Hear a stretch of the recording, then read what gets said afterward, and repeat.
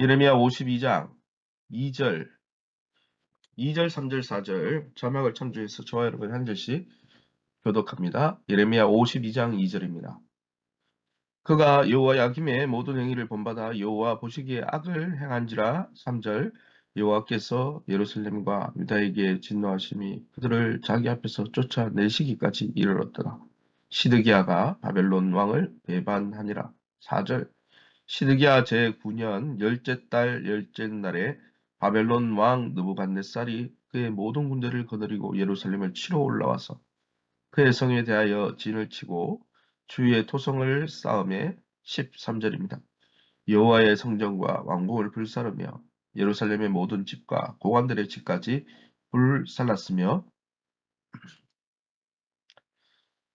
네, 우리 아멘. 오늘 말씀은 예레미야 52장 1절에서 16절 말씀 가지고 예루살렘의 함락이라는 제목으로 말씀을 함께 나누겠습니다. 이 52장은 예레미야가 쓴 것은 아닙니다. 왜냐하면 예레미야는 그 전에 순교를 당하는 거죠. 52장 전에요.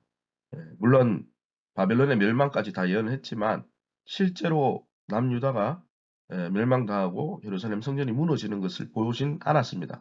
그러니까 이 52장은 후대에 예레미야 예언을 알고 있는 누군가가 첨부한 내용이다. 이렇게 보면 좋을 것입니다. 그러나 예레미야가 쓴 것은 아니지만은 예레미야가 전달한 예언의 결론을 삼기 위해 여기에 포함시킨 것 같습니다. 그러면 이 본문을 통해서 하나님은 어떤 분이십니까? 2절 말씀이죠. 그가 여호야김의 모든, 그는 시드기야 왕을 이야기합니다. 시드기야가 여호야김의 모든 행위를 본받아 여호와 보시기에 악을 행했다. 하나님은 이 본문에 나오듯이 우리 모든 사람의 행동을 감찰하시는 분이죠. 여호와 보시기에 호람되어 그죠. 시드기야는 하나님 보시기에 악한 일을 하였습니다. 선왕인 아버지의 전처를 그대로 밟았다고 이 본문을 기록한 기자가 설명하고 있습니다. 이것이 남유다가 멸망하게 된 마지막 비극을 불러온 것이죠. 그러기 여러분, 우리의 행동이 하나님께서 인정하시는 그러한 행동이 아니라면 우리의 인생은 총체적인 실패로 끝날 수밖에 없다라는 것입니다. 하나님은 우리의 겉모양을 보시는 분이 아니라 우리의 마음과 영혼과 우리의 동기까지 추적해서 보시는 분입니다. 그러기 여러분, 우리가 하나님 보시기에 정말 의로운 하나님의 죄송합니다. 하나님의 인정을 받을 만한 삶을 살고 있습니까? 중심을 보시는 하나님 앞에서 정말 우리의 마음과 중심으로 하나님을 섬기시기를 예수님의 이름으로 축원합니다. 우리에게 주시는 교훈이 뭡니까? 3절입니다. 여호와께서 예루살렘과 유다에게 진노하심이 그들을 자기 앞에서 쫓아내시기까지 이르렀더라. 시드기야가 바벨론 왕을 배반하니라. 이 본문의 하반절에 시드기야가 바벨론 왕을 배반했다. 시드기야가 바벨론 왕국에 대해 방귀를 든 것은 엄연히 하나님의 명령을 어긴 행동이죠. 왜냐하면 예레미야는 계속적으로 하나님이 징계하는 이유가 있으니까 그 징계를 받아들이라. 바벨론으로 끌려가라. 이게 하나님 뜻이다. 이렇게 이야기했죠. 그래서 거짓 선지자는 누명 덮어쓰고 많은 사람들에게 오해를 받았죠. 하나님께서 이처럼 예레미야를 통해 바벨론 왕에게 굴복하라고 백성과 왕에게 명령하셨습니다. 계속 명령했죠. 그러나 시드기야는 이를 무시했습니다. 그리고 바벨론 왕에게 반기를 든 거죠. 여러분, 나의 의도가 아무리 선하다 할지라도 그것이 하나님의 말씀에 비추어 순종하지 않는 것, 말씀에 어긋나는 것이라면 나의 그 행동은 정당화될 수가 없는 거예요. 목사님, 독립운동한 거 아닙니까? 목사님, 정말 자기의 백성을 지키기 위해서 싸움을 결연히 일어난 게 아닙니까? 아무리 그런 이해관계로, 국제관계로 해석하려고 해도 안 되죠. 하나님의 관점에서 하나님이 말씀하셨잖아요. 징계받는 게 내 뜻이다. 너네가 징계받아야 된다. 그러면 징계를 받아들여야 되죠. 고집 피우는 것은 독립운동이 아닌 것이죠. 때로는 하나님의 명령이 언뜻 보기에 부당한 것처럼 보일 때가 있지만은 그것은 자기 백성, 하나님의 백성을 보호하시려는 깊은 뜻에서 나온 것이었어요. 만약 이 명령에 순종했다면 많은 사람이 죽지 않았겠죠. 믿음으로 말씀에 순종할 때 하나님의 복을 누릴 수 있는 것입니다. 그러기에 날마다 하나님의 말씀이 나에게 무엇을 말씀하시는지 하나님의 말씀을 옳게 분별하며 그 말씀 앞에 부끄러울 것이 없는 일꾼으로 자신을 날마다 들이시기를 예수님의 이름으로 축원합니다. 4절 말씀입니다. 시드기야 제9년 열째 달 열째 날에 바벨론 왕 느부갓네살이 그의 모든 군대를 거느리고 예루살렘을 치러 올라와서 그 성에 대하여 진을 치고 주위에 토성을 쌓았다 했습니다.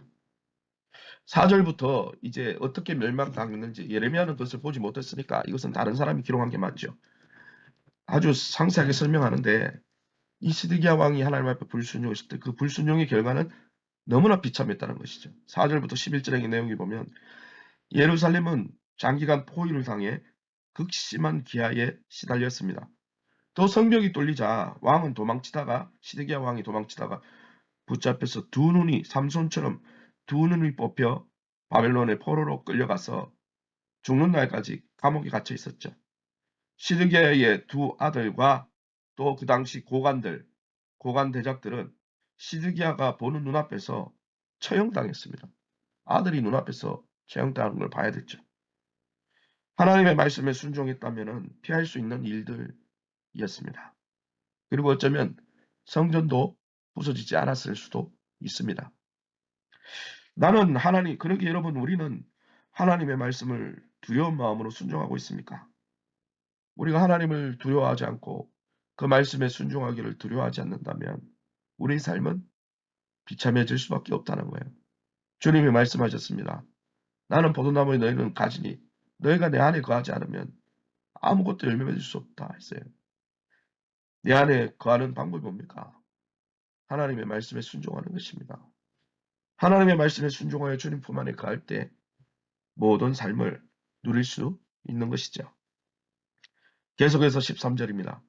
여호와의 성전과 왕궁을 불사르고 예루살렘의 모든 집과 고관들의 집까지 불살랐다 했습니다. 예레미야 선지자가 이스라엘에 내린 경고가 그대로 이루어졌음을 보여주는 장면입니다. 그들이 그토록 자랑하고 의지하였던 껍데기뿐이었던 그죠? 성전마저도 불타버렸어요. 왜요? 하나님은 성전에서 떠나셨거든요. 그걸 몰랐죠. 남아있던 사람들은 포로로 끌려가 버렸습니다. 하나님께서 오래전부터 경고하신 말씀에 귀를 닫고 불순종한 결과였죠. 사랑하는 성도 여러분, 나는 오래 믿었으니까, 나는 중직이니까, 나는 여러 가지 예배 형식을 갖추고 있으니까 하나님 앞에 잘 섬기고 있다. 하나님은 그 껍데기에 속는 분이 아닙니다. 우리의 중심을 보시죠.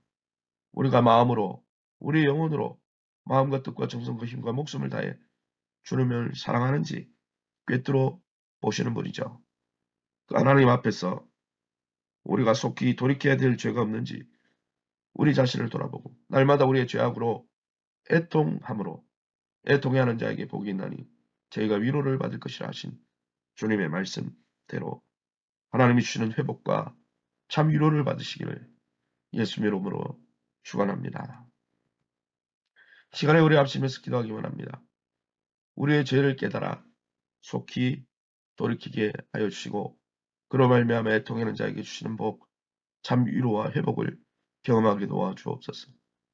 하나님 나라를 이 땅에서 누리고 경험하고 선포하는 교회가 될 수 있도록 세우신 교회와 좋은 강연 맺게 하시고 환우들을 위해서 자녀들 앞길과 기업을 놓고 우리 합심해서 동성으로 기도합니다.